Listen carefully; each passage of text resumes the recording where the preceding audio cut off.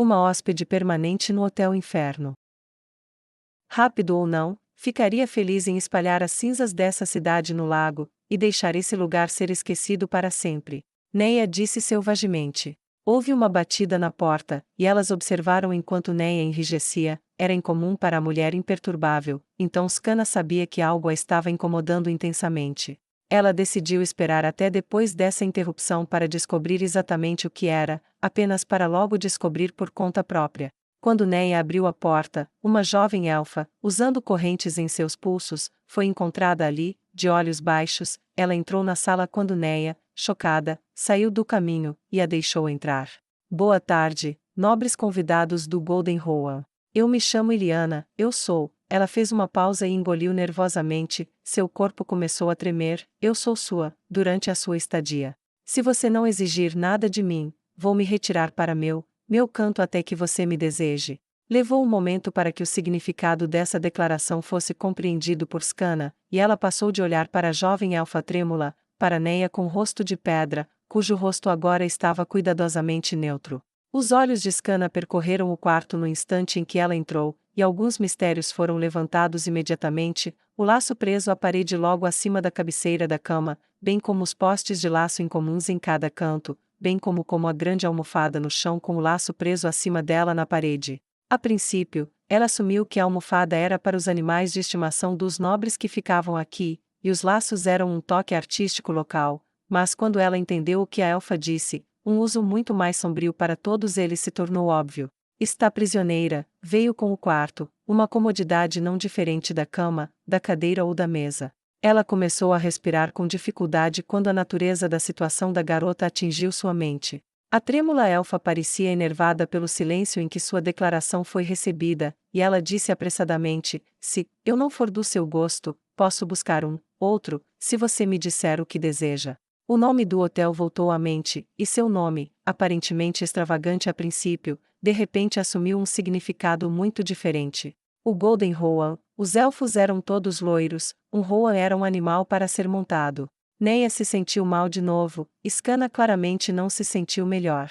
Cese sentou-se com sua natureza impassível habitual, mas Neia e Scanna a conheciam bem o suficiente agora para saber que ela não tinha certeza do que estava acontecendo. Em outras condições, a noção de uma ingênua e inocente donzela demônio era suficiente para ser risível, mas nenhuma das duas tinha vontade de rir agora. O tremor da fêmea começou a piorar no silêncio que a saudou. Ela estava olhando para o chão, mas sua confusão a fez corajosa o suficiente para levantá-los brevemente, em seguida, abaixá-los quando ela se segurou, apenas para levantá-los novamente, e olhar para os rostos dos convidados. Iliana, por favor, sente-se. Neia disse, apenas para ficar prontamente estupefata quando a garota se ajoelhou no chão, e sentou-se na ponta dos pés, mantendo os olhos baixos e as mãos trêmulas no colo, para que ela não pudesse deixar de ver suas correntes. Neia prontamente olhou para Scanna com surpresa e incerteza. Scanna reagiu imediatamente pegando outra cadeira, e trazendo-a para colocá-la na mesa. Ao fazer isso, Neia estendeu a mão e tocou a cabeça da garota logo acima da orelha. A mulher começou a se encolher, e se conteve, esperando o que estava para acontecer. Neia se ajoelhou ao lado dela. Iliana, tudo bem, olhe para mim.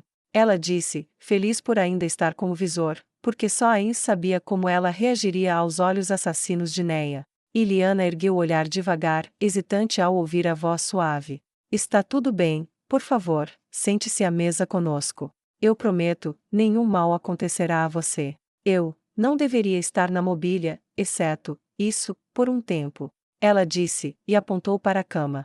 Neia ficou aliviada por não ter mais nada para vomitar. Scanna estava feliz por ter pulado uma refeição, e portanto, não tinha nada no estômago a perder. Está tudo bem, não somos assim. Ela disse, e colocando uma mão em seu ombro, e pegando a mão da elfa, gentilmente, e lentamente se levantou. Por favor, sente-se conosco à mesa. A incerteza guerreou em seu rosto, mas ela se levantou lentamente conforme foi instruída e sentou-se à mesa. Parecia bastante desconfortável, como se já tivesse passado algum tempo desde que ela tinha feito isso. O silêncio continuou por um tempo, antes de Neia perguntar: há quanto tempo você está aqui? Iliana pensou por um momento, e então respondeu: eu realmente não posso ter certeza, senhora, eu Neia ergueu a mão para impedi-la de falar, e Iliana imediatamente fechou a boca, e pareceu apavorada. Tudo bem. Neia disse, eu só queria te dizer, não me chame de senhora. Você pode me chamar de Neia. A boca da elfa caiu aberta. Posso ver seus olhos? Iliana perguntou. O rosto de Neia ficou curioso, mas ela respondeu, bem, acho que sim, apenas tente não exagerar. Ela fechou os olhos, estendeu a mão, e tirou a viseira, e com o rosto voltado para Iliana, abriu-os lentamente. Você é ela, não é? Iliana perguntou. Quem? Neia perguntou em troca. Neia Baraja. A elfa respondeu sem fôlego. Eu sou. Neia respondeu. Eu ouvi falar de você. Você é a escudeira do rei feiticeiro, você é famosa. A maioria dos elfos aqui já ouviu falar de você. Disse Iliana. O que? Por quê? Neia perguntou. O rei feiticeiro matou uma escritura inteira da teocracia Slane sozinho. Ele é famoso, e ouvimos sobre ele no Reino Sagrado do Norte, e como ele foi servido pelo arqueiro de olhos loucos, a escudeira Neia Baraja. Neia revirou os olhos com o nome dado a ela pelos demi-humanos, mas foi um alívio que Iliana se sentisse mais confortável sabendo quem ela era. Então você recebe rumores, e histórias mesmo em sua posição. Disse Neia. Nós fazemos. Iliana disse com um pouco mais de conforto. Quando os homens terminam, muitas vezes eles balbuciam, ouvimos muito, mesmo com nossas orelhas mutiladas. A amargura era profunda em sua voz. Então, você já está aqui há algum tempo. Disse Neia. Desde que fui vendida aqui depois que a teocracia Slane tomou minha cidade. Fui uma das primeiras a sofrer sob o grande disjuntor, Justiçar. Ela disse com ódio em sua voz, e lágrimas em seus olhos. Justiçar, por que eu sei esse nome? Neia perguntou. Skana foi rápida em responder, esse era o nome do padre inquisidor cuja cabeça foi tomada naquela aldeia algumas semanas atrás. Os olhos de Iliana se arregalaram enquanto ela encarava Skana. O grande disjuntor, está morto. Ela perguntou admirada. Neia se levantou, e foi até sua mochila, pegou uma pequena caixa ornamentada, e trouxe para Iliana, colocando-a na frente dela sobre a mesa. Neia abriu. Ele tinha olhos como estes. Ela disse selvagemente. Eu o matei por alvejar alguns de nosso povo, sua cabeça foi decepada, e presa a um portão, e seus olhos foram arrancados para garantir. Pelo que entendi, foi uma morte dolorosa, se não tão dolorosa quanto ele merecia, e ele viu tudo o que aconteceu com ele quando morreu, até que seus olhos foram removidos antes de seu último suspiro, pelo menos. Duvido que ele tenha visto muito depois disso. Ela disse com sarcástico prazer selvagem. O rosto de Iliana foi de Neia, para seguir seu braço até a caixa, para olhar para os olhos verdes brilhantes que Neia havia preservado, olhos que assombraram os pesadelos de Iliana por anos, que consumiram todas as suas fantasias de vingança, que a viram acordar em um suor frio, e agora eles a encaravam de novo, mas sem cabeça ou rosto para acompanhar, mas mesmo sem eles. Ela conhecia aqueles olhos tão bem quanto conhecia os olhos de sua própria mãe, e de seu pai. Ela imediatamente caiu aos pés de Neia, de joelhos, e a abraçou impulsivamente, soluçando além de toda a sua capacidade de se controlar. É ele, era mesmo ele. Obrigada, obrigada, obrigada. Ela soluçou e enterrou o rosto na perna da calça de Neia. Seu rosto se ergueu, e ela olhou para Neia com olhos brilhantes. Qualquer coisa que você quiser de mim, qualquer coisa, é seu, não importa o que aconteça, eu nunca poderei pagar isso. Neia olhou para Skana com incerteza e grande desconforto, e as duas mulheres gentilmente fizeram com que ela se desvencilhasse e se sentasse à mesa. Cezê simplesmente observou tudo se desenrolar com o queixo apoiado na palma da mão, e o cotovelo na mesa. Há coisas que eu preciso, mas, não isso. Neia disse, preciso de informação, preciso de muita informação, sobre tudo. Ela disse, qualquer coisa. Disse Iliana. Nas horas seguintes, Neia e Skana pediram informações sobre tudo o que Iliana sabia sobre como a cidade funcionava, quem era importante, quem tinha quais interesses, e como as coisas funcionavam. Seu tempo no hotel caro, exposta a pessoas ricas de baixa moral, e lábios soltos, ou pelo menos, soltos com aqueles que eles não achavam importantes. O que Iliana não sabia, ela disse que poderia encontrar uma fonte que soubesse entre os muitos escravos elfos da cidade. Então, você não sai do hotel, como então? Skana começou, e Iliana respondeu simplesmente. A gente se comunica, eu não saio, mas os outros vão, eles fazem recados para o hotel, pegam mantimentos, deixam lençóis para lavar, repassam mensagens para outras pessoas da cidade, porque muitas reuniões são feitas aqui, muitas vezes até temos alguns atendentes próprios para atender os participantes, então há muito pouco que não sabemos. Cooperamos da melhor maneira possível, porque nossas vidas dependem disso. Não ouvimos muito sobre o que acontece nas áreas agrícolas, já que eles nunca deixaram um elfo sair da cidade, exceto para as docas ou as minas, mas ocasionalmente um deles é trazido, e ouvimos coisas. Disse Iliana. Você coopera com os prisioneiros humanos? Scanna perguntou. Iliana balançou a cabeça, quase nunca. Eles nos trairiam em um piscar de olhos para obter sua própria liberdade, ocasionalmente negociamos em pequenas coisas, mas os temporizadores curtos não são confiáveis e os perpétuos geralmente são perigosos, pelo menos aqui na cidade, não sei nas minas onde eles estão em contato mais próximo. A conversa continuou até que escureceu, e Neia disse, isso será o suficiente por enquanto, mas há muito mais que precisamos saber. Justiça Negra não é uma organização conhecida por sua tolerância à injustiça, e não sabemos quanto tempo podemos ficar nesta cidade sem fazer nada. Mas estamos todos cansados e não podemos fazer nada agora, então precisamos dormir. Disse Neia. Iliana olhou para a mesa novamente, e disse suavemente, eu quis dizer o que disse. Nunca estive disposta, nenhuma vez desde a minha captura. Mas estou agora, pelo que você fez por mim matando o Justiçar, é a única maneira que eu realmente tenho de dizer obrigada. Ela disse. Neia trocou um olhar com Scanna e Cese, e então se voltou para Iliana. Ajude-me no que eu quero fazer, e isso será seu agradecimento. Você pode ir se quiser, e voltar amanhã de manhã, e nos teremos mais perguntas. Disse Neia. Iliana empalideceu. Se você me mandar de volta, eles vão achar que não fui satisfatória, e vão me punir. Neia franziu a testa sombriamente. Eu entendo. Eu posso usar esse espaço. Ela disse suavemente, apontando para o canto onde estava a almofada. Você não é um cachorro. Neia disse, enfática por não achar isso aceitável.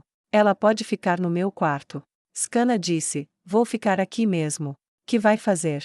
Neia disse, Scanna entregou a Iliana uma chave com um número de quarto amarrado a ela. Vá passar a noite lá, tranque a porta, e pelo Deus da Justiça, por favor, use a cama. Iliana assentiu entorpecida, levantou-se, curvou-se, e saiu. Alguém se pergunta por que eu quero queimar a cidade agora? Neia perguntou. Não houve perguntas. Agora, Cese, preciso da sua ajuda com uma coisa.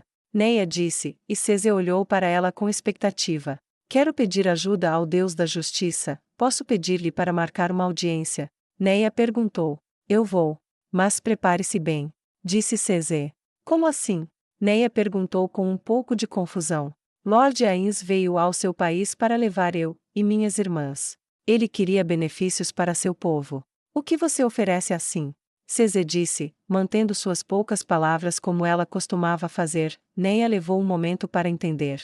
Entendo, ela disse quando se deu conta. Sim, ele é um rei, ele não pode simplesmente jogar sua generosidade por aí, ele deve ter um motivo, mesmo que deseje ajudar. Neia pensou sobre o assunto. Quão populoso é o reino feiticeiro? Ela perguntou a Cese. Quando eu estava lá, vi apenas a cidade de Irrantel, então, é superlotada. Ou, subpovoada. Cese pensou sobre isso. Subpovoada. Ela respondeu. Parece certo. Scanna disse. O massacre provavelmente tirou muitas vidas, se for metade do que ouvi, e muitos sobreviventes teriam fugido antes que ele assumisse, mesmo que já tenha passado algum tempo, duvido que ainda tenha uma grande população. E se pudermos oferecer isso a ele? Se pudermos encher sua nação de cidadãos para trabalhar, e produzir bens, cultivar, minerar, e assim por diante? Neia perguntou. Pode fazer? Cese respondeu enigmaticamente. Espero que sim. Neia disse, você pode perguntar, e me dizer de manhã? Cese assentiu. Eu vou. E logo depois ela atravessou um portal que apareceu, deixando Scanna e Neia sozinhas. Estou cansada. Este foi um longo dia. Neia disse enquanto começava a se despir. Idem. Scanna disse, vou ser sincera, estava ansiosa para me divertir com você esta manhã, mas depois de tudo o que vimos, isso arruinou meu humor. Neia não discutiu, ousadia como sempre em suas palavras, ela respondeu a Scanna, mas já que estamos sendo honestas, eu concordo. Vendo Iliana dessa forma, há um miasma de maldade que paira sobre essa cidade inteira, eu me sinto esgotada, como se estivesse minando o meu vigor apenas por me agarrar a ser eu mesma aqui, está me deixando doente. Skana pôs um pé em cima de uma cadeira, e começou a desabotoar a bota. Eu sei o que você quer dizer, Jaldabalt era um demônio, isso o explica, mas qual é a desculpa desta cidade? Ela perguntou quando o deslizou. Neia removeu sua armadura e colocou sua espada ao lado da cama. Eu sei. Se eu tivesse visto esta cidade antes da invasão, acho que teria simplesmente abandonado o país por não valer a pena defender.